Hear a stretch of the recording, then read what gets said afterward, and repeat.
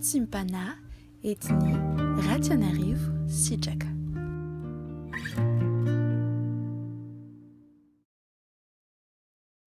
Chers familles en Christ, avec une grande joie que nous retrouvons ce lundi 11 juillet 2022.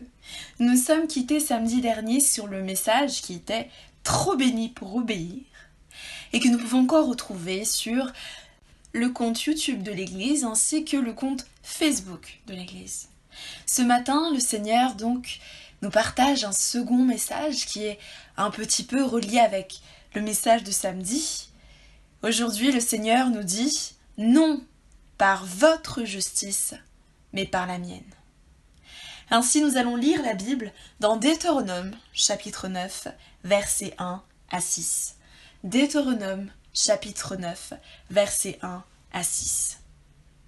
Il est écrit au nom de Jésus. « Écoute, Israël, tu vas aujourd'hui passer le Jourdain pour te rendre maître de nations, plus grande et plus puissante que toi, de villes grandes et fortifiées jusqu'au ciel, d'un peuple grand et de haute taille, les enfants d'Anak, que tu connais, et dont tu as entendu dire, qui pourra tenir contre les enfants d'Anak? Sache aujourd'hui que l'Éternel, ton Dieu, marchera lui-même devant toi, comme un feu dévorant. C'est lui qui les détruira, qui les humiliera devant toi, et tu les chasseras, tu les feras périr promptement, comme l'Éternel te l'a dit.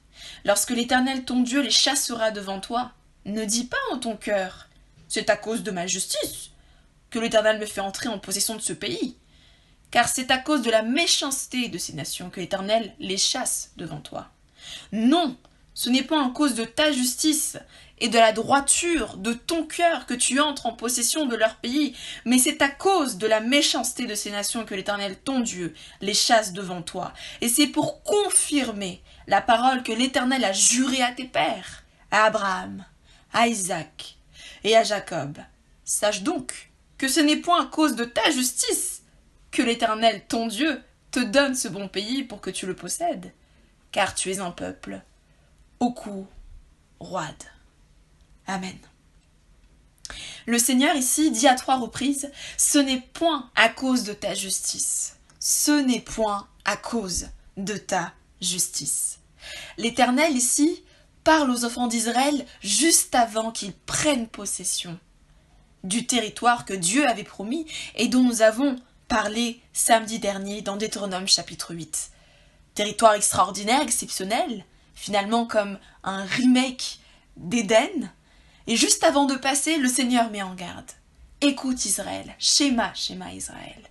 Tu vas entrer aujourd'hui, maintenant, tu vas passer le Jourdain et tu vas obtenir le territoire. Tu vas posséder le territoire. Tu vas hériter de ce territoire. Mais attention Israël, ce n'est pas grâce à toi que tu obtiens ce territoire. Il y a 2 raisons que le Seigneur met en avant. La première raison, c'est parce que Dieu veut exercer la justice sur les nations. C'est pour cela qu'il est écrit à 3 reprises. C'est à cause de la méchanceté de ces nations que l'Éternel, ton Dieu, les chasse devant toi. C'est parce que ces nations sont pécheresses, parce que ces nations sont païennes, ont rejeté Dieu, ont refusé de suivre Dieu, ont d'autres dieux, évidemment, qui n'existent point, que ce sont des populations et des nations qui sont loin de Dieu, et parce que ces nations sont loin de Dieu et sont des populations qui sont dans la méchanceté, dans l'iniquité, dans l'injustice, Dieu utilise les enfants d'Israël pour exercer sa justice et faire posséder ce territoire à un peuple qui a Dieu pour Seigneur. C'est pour cela que dans les psaumes, il est écrit « Béni soit le peuple qui a l'Éternel pour Dieu ». La deuxième raison que Dieu met en avant, c'est parce que il veut confirmer la parole qu'il a jurée. Attention, jurée, c'est un terme fort. Jurée aux pères, aux ancêtres d'Israël. Que sont donc ces personnes importantes de la parole? Abraham, Isaac, Jacob. Abraham, le père de la foi. Isaac, le fils de la promesse, Jacob, celui qui devint Israël. Des personnes extrêmement importantes dans le cœur de Dieu, des personnes qui ont choisi Dieu, des personnes qui ont honoré Dieu, et qui n'ont pas regardé à leur propre justice pour pouvoir être justifiés. Au contraire, ils ont mis leur foi en Dieu. Et c'est pour cela que le livre, la lettre aux Hébreux chapitre 11 dit que parce qu'ils ont cru, ils ont été justifiés. Parce qu'ils ont cru, cela leur a été porté à justice. Abraham, le père de la foi, qui avait pourtant péché, qui à un moment a douté, a pris Agar pour femme en pensant qu'il allait avoir le fils de la promesse à travers elle, alors que Dieu avait promis que ce sera une vraie descendance avec sa femme Sarah. S'étant repenti, il est revenu vers Dieu. Donc, si Abraham s'était fondé sur sa justice, il n'aurait pas pu obtenir ce que Dieu avait promis. De la même façon, Isaac, nous nous rappelons souvent de la faute de son fils Jacob, mais pourtant Isaac a été trompé. Est-ce qu'il aurait dû savoir spirituellement que celui qui se présentait à lui n'était pas Ésaü, mais a été Jacob? Si on se fonde donc sur cette maladresse gravissime qui va finir par opposer les deux frères jusqu'au sang, parce que Ésaü a poursuivi Jacob en voulant le tuer, simple maladresse ou grossière erreur, manque de discernement, certes, il était aveugle, âgé, mais finalement il a été trompé. De cette maladresse, nous aurons pu considérer que si il s'était fondé sur sa propre justice, Isaac, probablement, n'aurait pas pu obtenir ce que Dieu avait promis également pour lui. Et enfin, Jacob. Jacob, extrêmement connu pour avoir volé la bénédiction d'Ésaü, avoir trompé son père exprès pour obtenir les bénédictions, et s'enfuir loin. Finalement, si Jacob s'était fondé sur sa propre justice, il n'aurait pas non plus obtenu ce qui lui était promis, car Jacob était un trompeur. Rempli de malice, donc il n'aurait pas pu être justifié par rapport à ses propres actions. Et pourtant, parce que ces trois personnes-là ont cru, parce que ces trois personnes-là se sont fondées sur la justice qu'ils pouvaient obtenir de Dieu, alors ces personnes-là ont été justifiées. Ce sont les préfigurations du salut, de la justice apportée par Jésus-Christ de Nazareth. Le Seigneur, ce matin, chers amis en Christ, souhaite retirer toutes les forteresses de pensée qui nous portent à croire que c'est grâce à nous que nous sommes justifiés, grâce à nos efforts, plus ou moins réussis, chaque jour, de faire la volonté de Dieu ou pas, de faire toutes sortes d'efforts pour ne point pécher ou de faire le bien, de ne point faire le mal et de faire le bien, pour être justifiés.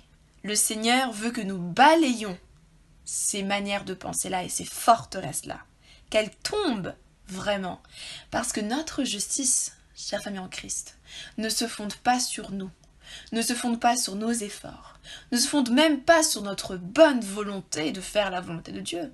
Elle se fonde avant tout sur Jésus-Christ de Nazareth et ce qu'il a accompli.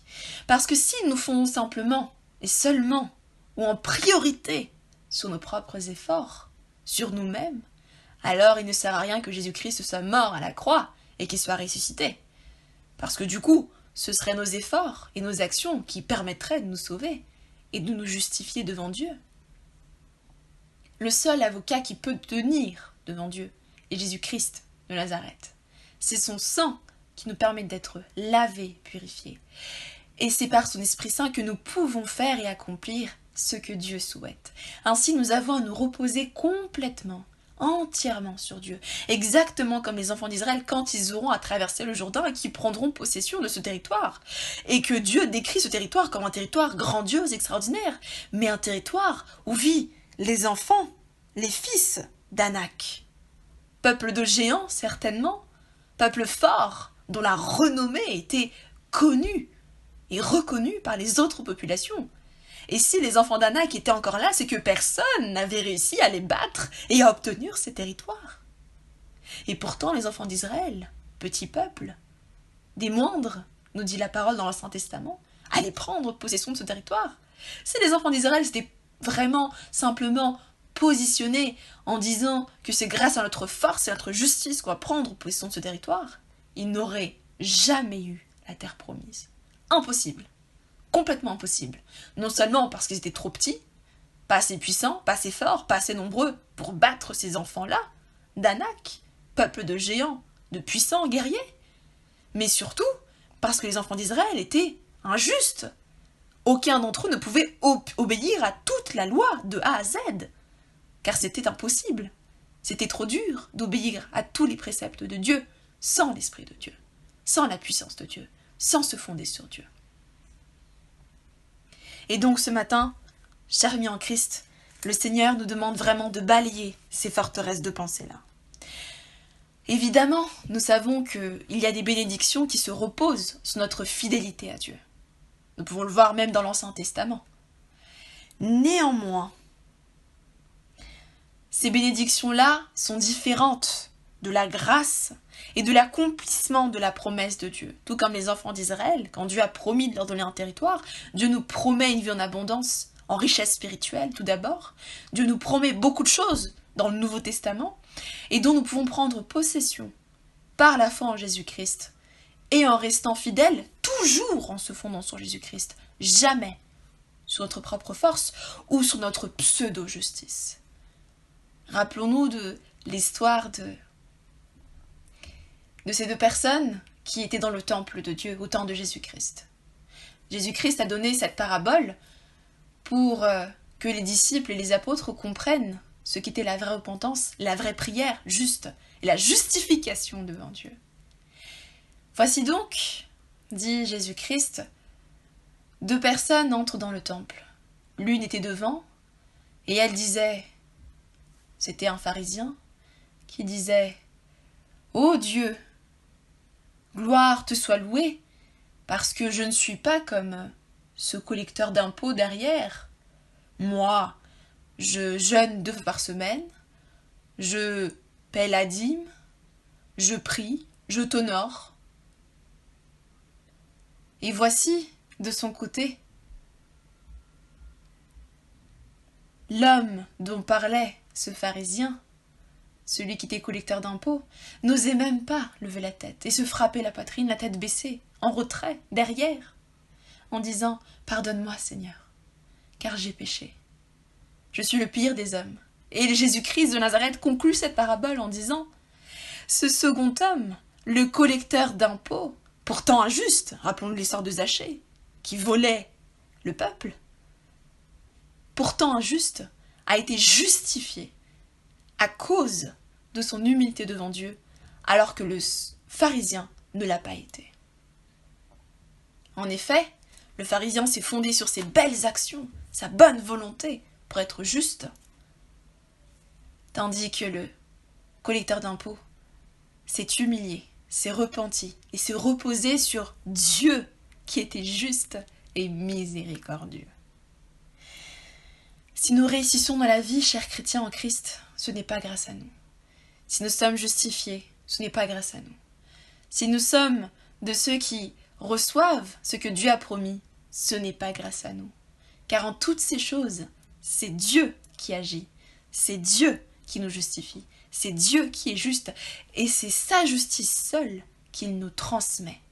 C'est la justice de Jésus-Christ qui nous est transmise par son Esprit Saint.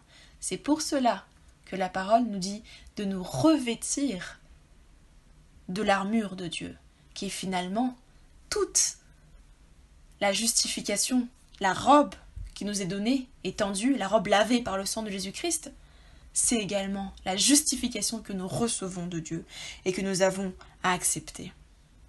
Car tout comme les enfants d'Israël, nous avons parfois le cœur dur, le front endurci et le cou raide. Et si nous nous fondons sur notre propre justice humaine, même notre propre justice religieuse, aussi belle soit-elle, et aussi juste que nous pensons qu'elle est vraiment, le Seigneur nous dit ce matin, ce n'est pas par ta justice. Si, Jack, ce n'est pas par ta justice, cher auditeur, chère auditrice, que tu es justifiée, mais c'est par la mienne. Prions. Seigneur Jésus-Christ de Nazareth, aujourd'hui tu nous rappelles que par toi nous sommes justifiés, par toi seul. Si souvent, Seigneur, on se fonde sur nous, on pense que c'est grâce à nous, que nous faisons de beaux efforts dans le monde physique et dans le monde spirituel, que c'est pour cela, Seigneur, que tu nous bénis, que c'est pour cela que nous sommes justifiés. Alors qu'en réalité, Seigneur, c'est ta justice que nous recevons. Apprends-nous, Seigneur, à nous reposer sur toi, car ta parole dit « Malheur à l'homme qui se fonde sur l'homme, qui fait confiance à l'homme. » Et l'homme, ça peut être les personnes que nous connaissons, autrui, notre prochain, mais ça peut aussi être nous, Seigneur. Et pourtant ta parole poursuit en disant « Mais béni soit celui qui se fonde et qui se confie en l'Éternel. » Nous nous confions, Seigneur, en toi, dans la justice que tu donnes pour être justifiés. Gloire, honneur, puissance te soient donnés. Et nous recevons, Seigneur, et nous nous revêtons de ta justice.